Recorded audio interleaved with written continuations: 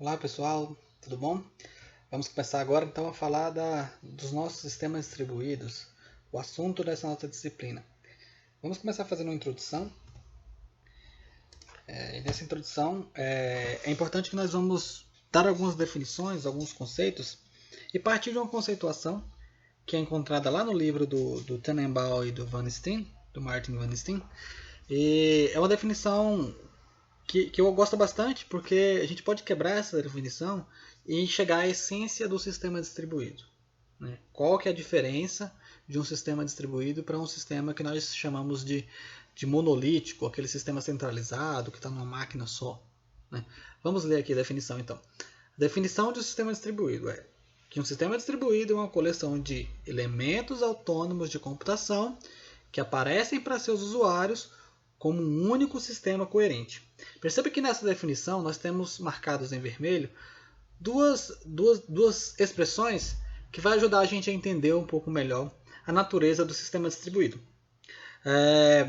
As características dos sistemas distribuídos, que está marcado em vermelho, é que, primeiro, eles são elementos autônomos de computação, e quando nós queremos nos referir a esses elementos autônomos de maneira mais resumida, nós podemos chamar eles de nó.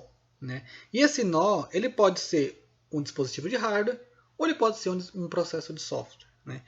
Então, dá para entender, já dá para ter uma noção de que um sistema distribuído ele não é simplesmente software, mas ele engloba também aspectos do hardware.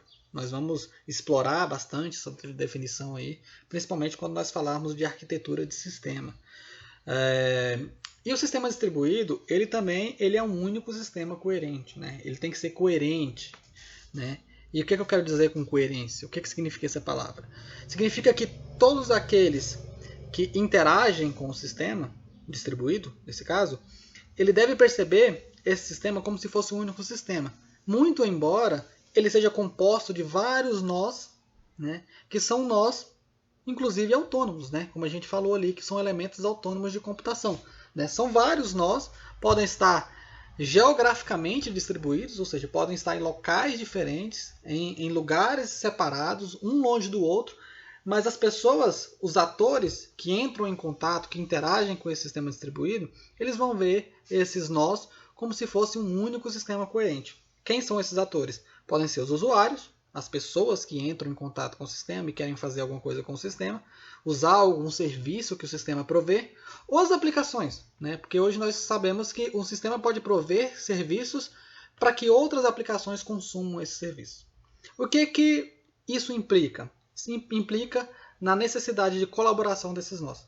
Existem vários nós, os nós são autônomos e eles precisam se parecer coerentes para uma outra entidade, seja ela usuário, seja ela uma aplicação, um outro ator. Significa que esses nós vão precisar colaborar.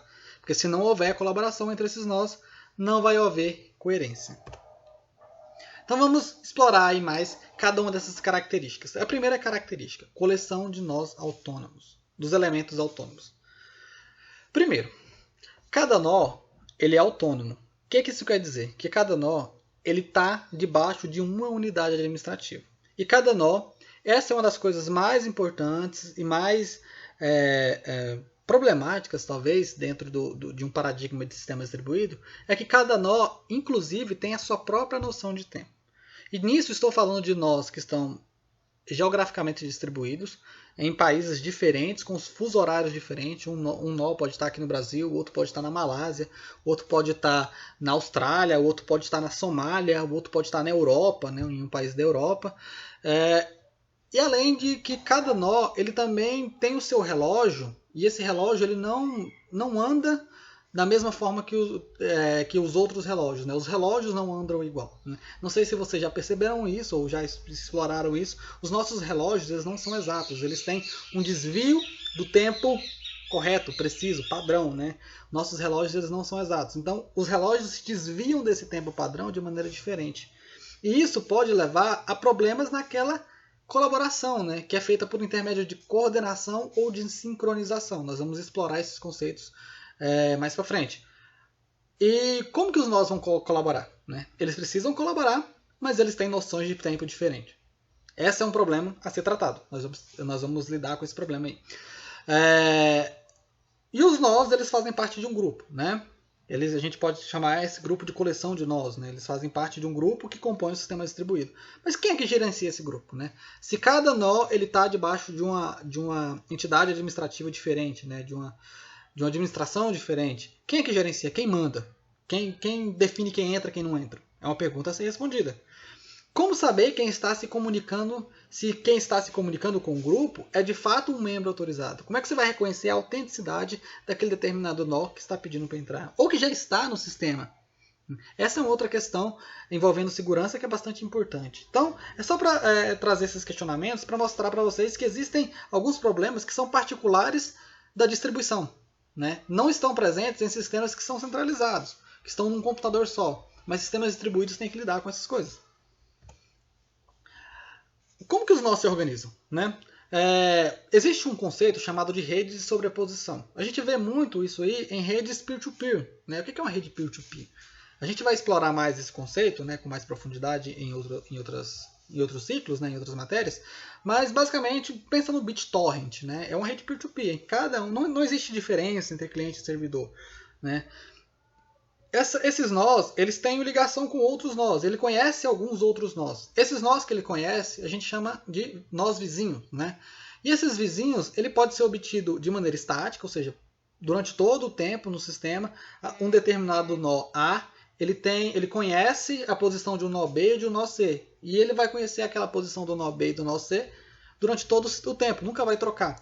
Mas esses vizinhos, eles podem ser dinâmicos. Essa organização ela pode mudar, né? Pode a cada rodada, a cada tempo, esse nó conhecer outros nós e em outro tempo ele conhecer outros nós, né? Não é mais o B e o C, talvez seja o D e o E, ou o F e o G, ou o B e o H, né?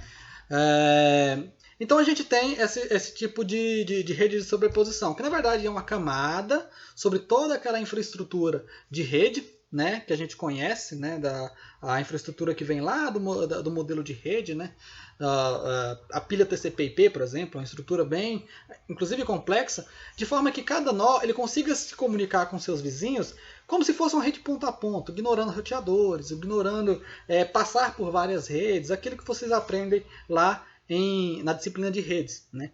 E essas sobreposições elas podem ter dois tipos, que é a sobreposição estruturada, essa que eu falei para vocês, em que cada nó ele conhece os seus vizinhos, e esses vizinhos é um grupo muito bem definido, né? Durante todo o tempo aqueles vizinhos vão ser os mesmos, ou ela pode ser não estruturada, em que cada nó ele vai possuir uma referência para outros vizinhos, mas essa referência vai ser dinâmica. Os vizinhos a cada tempo vão mudar, e essa mudança ela é aleatória. Então, existem essas duas formas de sobreposição. Nós também chamamos essa sobreposição de topologia, é um nome bastante usado aí. Pode ter topologia, anel, árvore e tal. E é uma topologia estruturada, fixa. Mas a topologia pode ser dinâmica e aleatória, né? Que aí vai voltar para o tipo de sobreposição não estruturada. Segunda característica daquela definição. O sistema distribuído ele é composto de nós que trabalham, colaboram para que transformem o sistema em um sistema único e coerente. Na essência, isso quer dizer que a coleção de nós, como um todo, a coleção, o grupo, ele tem que funcionar de uma mesma forma. Não importa onde, não importa quando, e não importa como a interação vai interagir entre o usuário, o ator, né, algum outro sistema, e o sistema distribuído.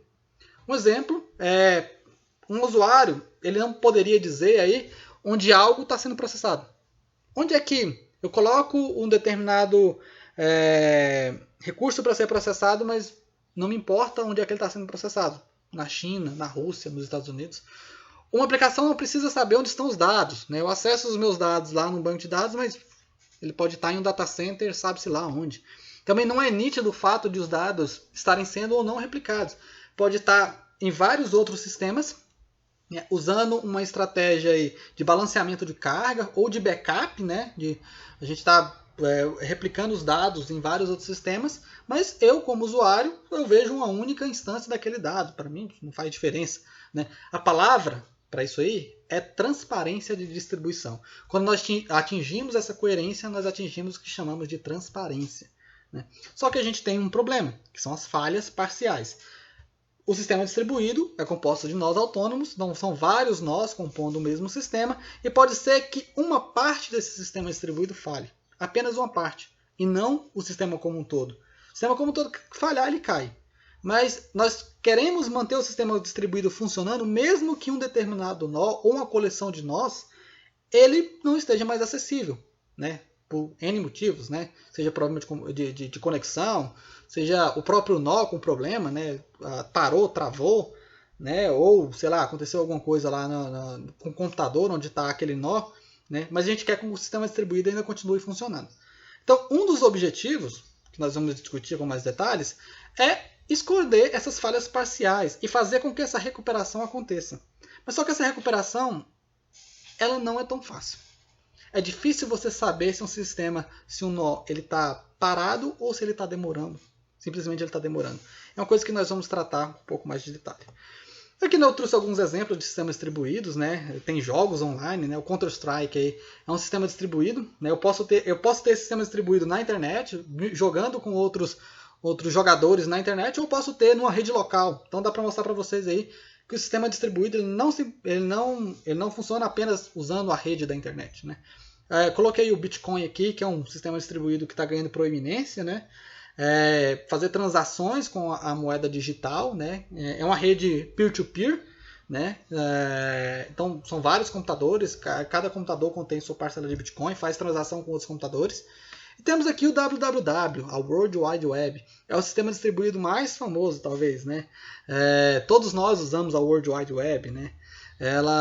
Existem páginas HTML em determinados servidores e aí queremos acessar. Estamos acessando uma determinada página web, mas sabe-se lá onde é que está essa página web? Eu preciso acessar do meu computador usando os recursos da rede. Ou seja, a página web está em um nó, o meu computador cliente está em outro nó e eles precisam se comunicar, né? Eu vou acessar uma determinada página web, mas ela pode ser composta de vários nós, né? Sabe-se lá, o Google, por exemplo, ele funciona em data centers, né? Data centers geograficamente distribuídos.